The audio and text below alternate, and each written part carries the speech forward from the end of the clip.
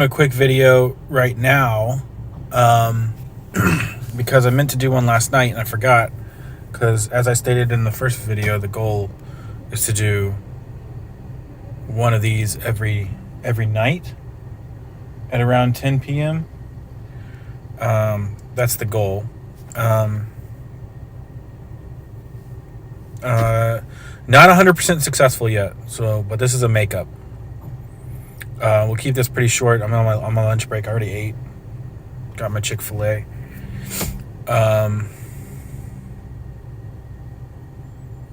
Which, if I'm being honest, almost every time I eat at Chick-fil-A, I wonder about the morality, the ethics of that decision. I don't do it very often. And if you don't know what I'm talking about, they're a very Christian organization. And just on the principle of being closed on Sunday, like, that's enough for me to almost not give them business. But ultimately, they do so much business that it's such a drop in the ocean. Like, who cares? But that's all I'll say about that. We don't want to get into too much politics here. It's a nice, beautiful day. I don't want to bring everybody down by talking about politics. What's on my mind? What are we going to talk about? What are we going to do?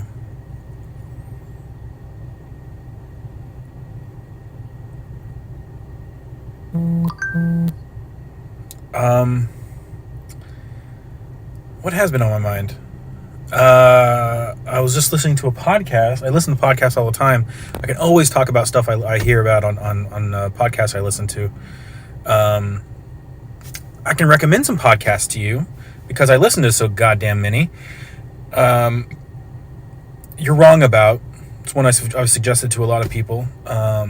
You learn a lot listening to a podcast like that.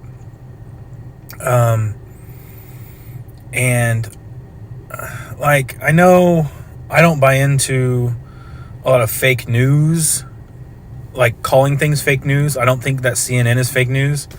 I think that every news has slant. Most do.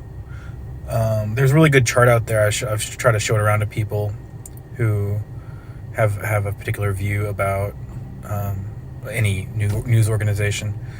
And it's very useful. It tells you, it's a graph, and it shows you where all the different news organizations fit. Like, do they slant? Do they slant left? Do they slant right? How I can't remember what the other axis is. But anyway, it's a very useful tool, if you're curious about your own like where you're getting your news, and are they feeding you a bias? Are they delivering the news with bias? And most do. Most have some bias. Some are stronger than others.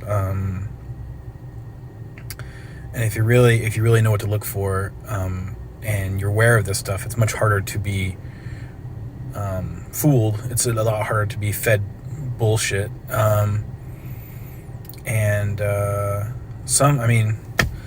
The worst example, of course, is Fox News, with their slants, and the problem with Fox News is not. There are shows during the day on Fox News that are pretty informative, and they're not too heavy slanted. But when you get into the people doing that early morning or the morning show, the Fox and Friends, and then a lot of their programming in the evenings is what people think is news, and they trust it as news, but of course it's not. It's just commentary, and it's completely biased. But the reason I was even talking about that, of course, was this podcast. And because, of course, I am, like I said, very aware of these different slants and stuff. This particular podcast, any slant that it has is they pretty much admit to any of it. But what I like really about it is that it's almost 100% factual, and based in actual journalism, like real hard journalism. And there's a lot of numbers and statistics that they use, and they're really good at, because you can use statistics very easily to manipulate people, depending on how that the statistics are represented, and how the numbers, how people derive and how they get to those numbers, it's just as much as important as the numbers. And that's a skill, I think, that to be real skeptical of numbers and how people derive at numbers, and how, think about, like, for example, for anti-vaxxers will always talk about how one of their main points is, like, autism's gone up. The more we use vaccines, we're at an all-time high of kids with autism. But if you actually look at why that number exists, like, we're not necessarily have a lot more autistic people in the world than we did 10 years ago, even though that, might be true by a little bit. But think about the reporting. 10, 15, 20 years ago, did we even bother reporting a case of autism, or having it recorded?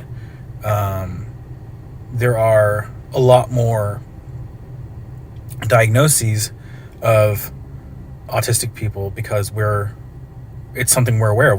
We're aware of autism, and we get our kids tested more.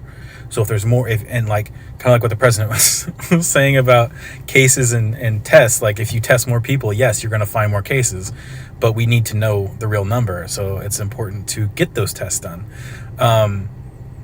So that with more testing, we do see more cases. There doesn't mean there's more or less autistic people. We're just testing more people. But anyway, my point is that I really like this podcast because of all the facts, and it's also entertaining. I think the hosts of the show have fun personalities to listen to. There's two of them, two hosts, and they all not often, but pretty often will have guests. Like the one guest they had for the episode on the Electoral College was absolutely fantastic. It was a guy who's an expert in that field. I think he was he a historian? I can't remember exactly what his title was, but he knew a lot about the forming of the Electoral College and where it came from, and why we have it today. And that was just, I mean, I have not been a fan of the Electoral College for a long time. It always sounded ridiculous.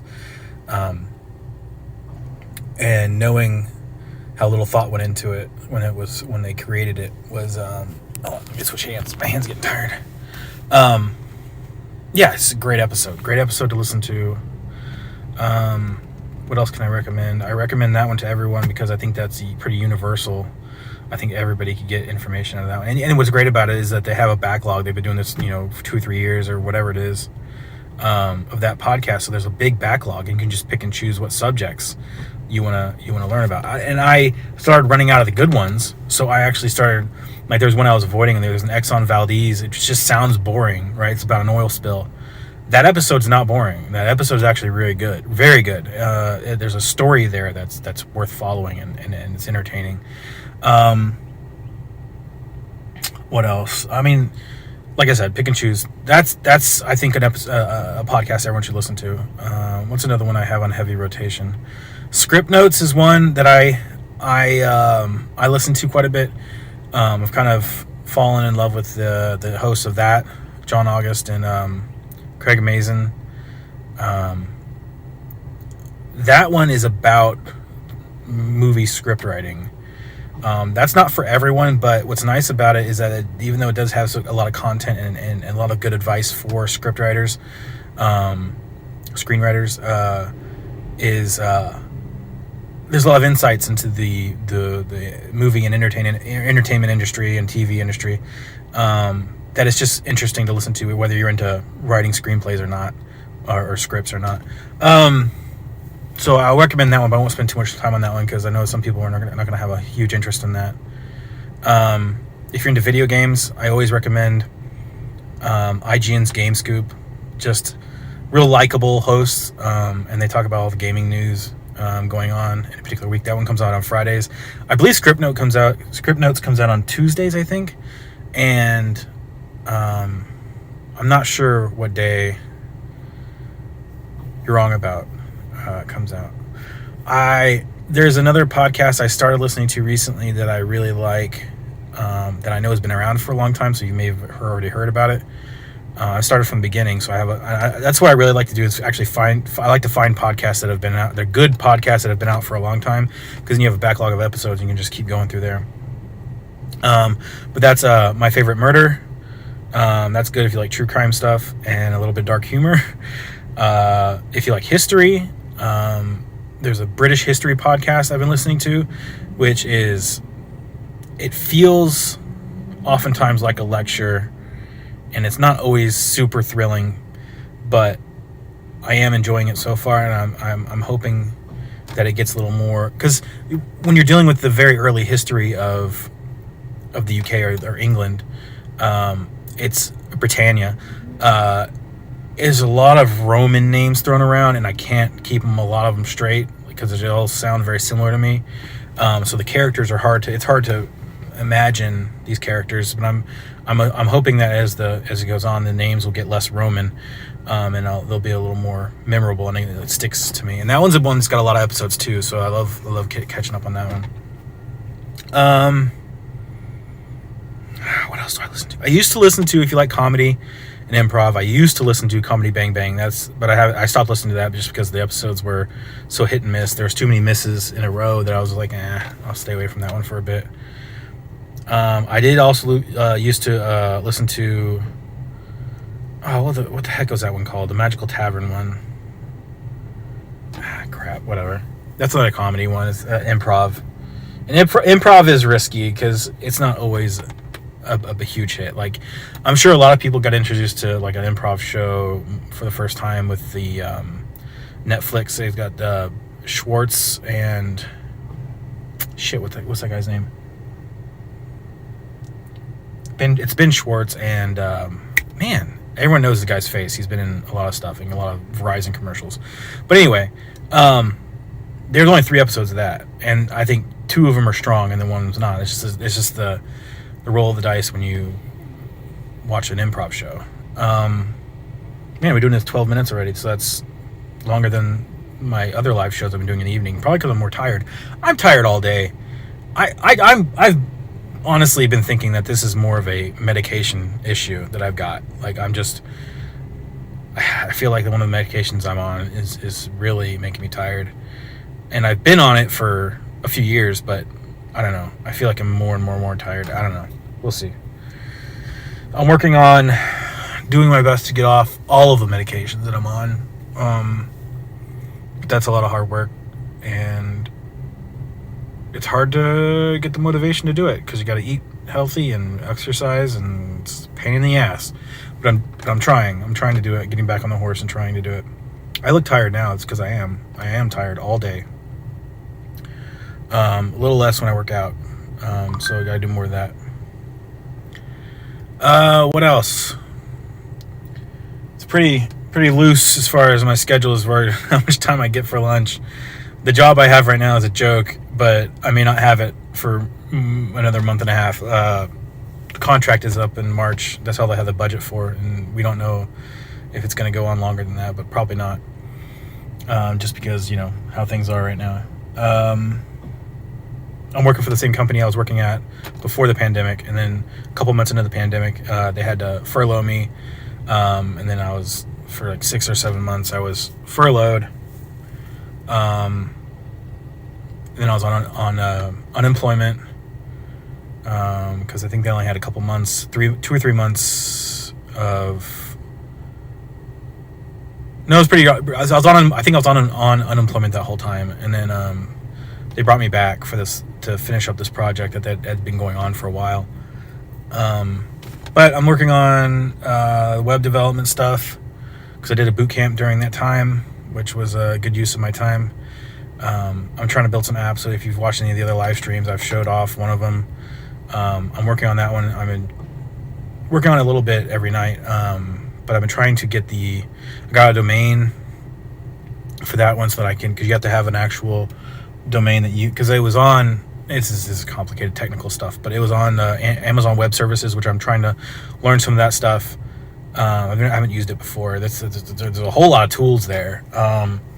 So if you know what React.js is, if you know any programming or coding stuff, it's a way to create. Actually, it was created by Facebook, and it's a way. It's a framework that you can build single page apps. And it was something that I actually had a lot of trouble learning when I was learning it in the boot camp that I was doing. But I went back to it and started relearning it, and it makes a lot more sense now, which is good. So I created this little game through it. It's not React isn't supposed to be a game making platform as far as I understand it, but I am using the tools to make a game, and I did. It needs to be fleshed out a little more, but I wanted to offer it. It's COVID related. It's got a COVID-19 theme to it, and what I want to do is just put a couple ads in it because I'm going to offer. It's going to be for free. It's going to be a short game. I almost think of it like almost like a bar game. Like you're sitting like there's a game called Tiny Tanks that me and a friend used to play all the time at bars. Just pass the phone back and forth. You take turns. It's like Worms if you've played that. But this is like I want to see in that kind of. I see this game as like that kind of setting where you just play it real quick. It takes like a minute, and then you get a score based on your performance, and then you can pass it to your friend and he can try to beat that score. Like I see that as and if you're drinking, could get a lot more interesting the more you drink. I'm trying to think of other things to add to it, because right now it's just a like I got COVID. What do you call those? Like, to the actual units of COVID. Like we all see that image that has the little spike ball or whatever. I took that image and changed it so much that it doesn't look exactly like that image, because I don't want to get any copyright or trademark stuff, whatever. I don't know who owns that image, but I changed it enough that it doesn't look like anyone else's. It looks like my image. And I have blue ones and red ones, and it just pops up on the screen. You just hit the red ones and you don't hit the blue ones. Blue ones will make you lose points. Red ones give you points. And so the idea is you're attacking the COVID molecules. Anyway, you take it out, and then I'm trying to figure out something. I want it to be a next phase, because I think that kind of gameplay can get kind of old. So I want to intersperse it with levels that are different, maybe a puzzle type of thing. It can't be too complicated. Like I said, for the application, I want it to be like something you would play in a bar, something quick. You can play it through in like less than 2 minutes, and then, like I said, compare scores. So something you can do, new levels that can change it. And I think I want there to be a random, a random level, like what's generated is random, because right now it's not random. The first 4 levels are hard coded, as they say. Meaning I all the positions of those molecules are exactly how I wanted them, where I wanted them. I programmed exactly where to put them on the page.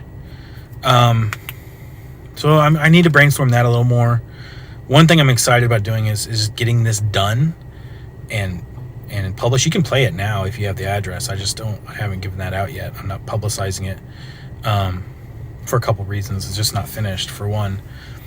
And two, the Amazon Web Services hosting thing that I've got going on is the free. I have a free account with them, and if you use it, if enough people visit the site, then they upgrade you to another level, another tier, where you have to start paying for those services, which is really nice, because you can play around with it, test it, stuff like that.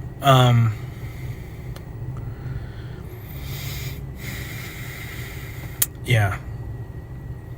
This is the kind of stuff that's on my mind right now. I'm trying to think of, because what I'm really excited to do is get to the next. I want to finish this app, and then so I can get to the next one I want to build, which is also a game that I can still do in React, which is because it's simple enough that I can do it in React. Like I said, because React is not made like you're supposed to be making more applications. Like you could build a Twitter clone, a Facebook clone. You can build these things in this app and in React, because that's what it's made for, single page apps.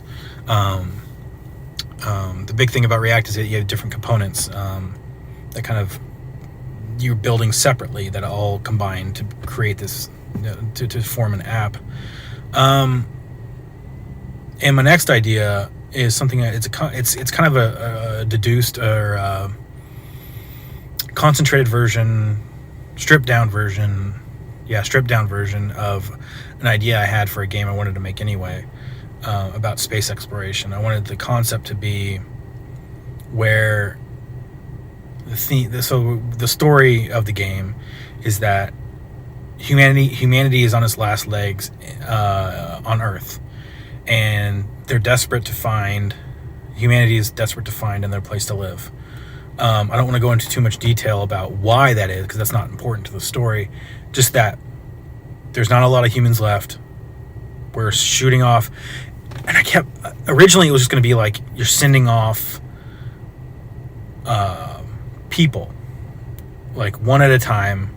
You're playing as one person who's being shot off into space, and to help try to figure out a new place for humans to live. And then what was going to happen, it was going to be like kind of like a roguelike, in that you were going to go do a bunch of things, try to put some clues together, find resources, blah blah blah, searching for a planet. That person would eventually die. They would eventually fail ish. I mean, they would progress. You get closer and closer to finding that planet that you're looking for, but they would die, and then all the data that person has collected then gets sent back to Earth, and then you got to take the next person, and they're on the trip, and they're doing a journey into space, and they're going to do the same thing, but they're going to go from where that person left off, because we have more data, we have more information. We get further and further, we know what these clues are, we're trying to find where to go. My original idea, when I had it as just a video game, I wanted it to be a pretty simple video game, exploration video game, but I wanted it to be super heavy on audio. I wanted each one of these people that went into space to have a story. Part of the story, I wanted it to be like the humans that are left are high functioning, high intelligence, highly useful people, because they're the best and brightest of what humanity is. Maybe the whole globe on the surface got wiped out, and these are the few that were saved in a bunker. They saw the incoming virus, meteor, whatever, to wipe out the planet, and so then they went into this bunker, and they were pre-selected to be the best and brightest of humanity. And so each one of them have a different skill. You know, the doctor would be good at keeping himself alive, maybe. You'd have another different type of scientist who maybe he's good at geological stuff, and he can find better resources. So each one would have a specific specialization. So each one you're sending off into space, you know, you're getting a different specialization, and then you're better at certain things. Yeah, so that's the basic concept. But I wanted the audio to be important, because each one of these people, I wanted them to have their own humanity.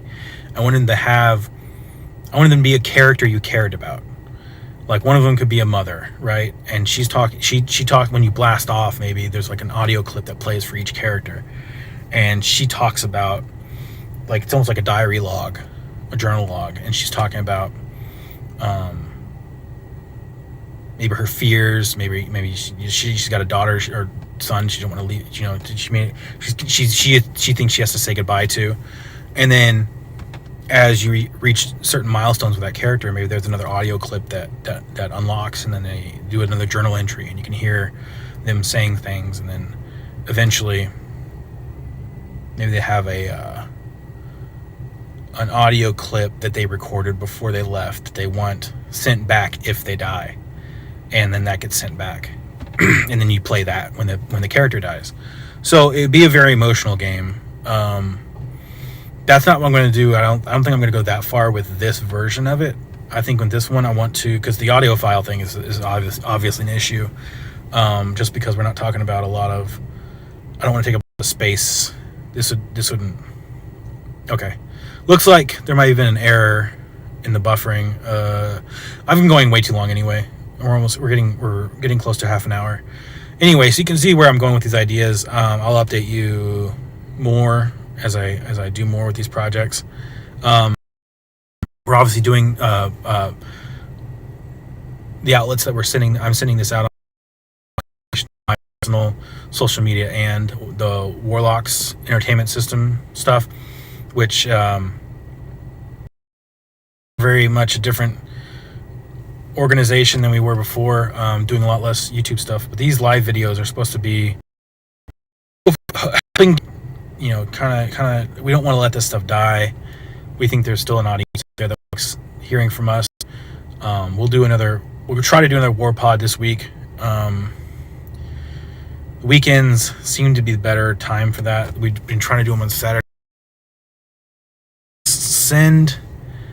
If I send out the schedule time a few days, like, oh, we're going to do a War Pod this time, this day, maybe that helps make us more accountable, and we actually do it. Because we ended up doing it on Sunday, but we didn't do it just because we forgot, which happens. So hopefully it was at least somewhat informational. If nothing else, these things help me because I've put these words out there, and I think it makes me accountable.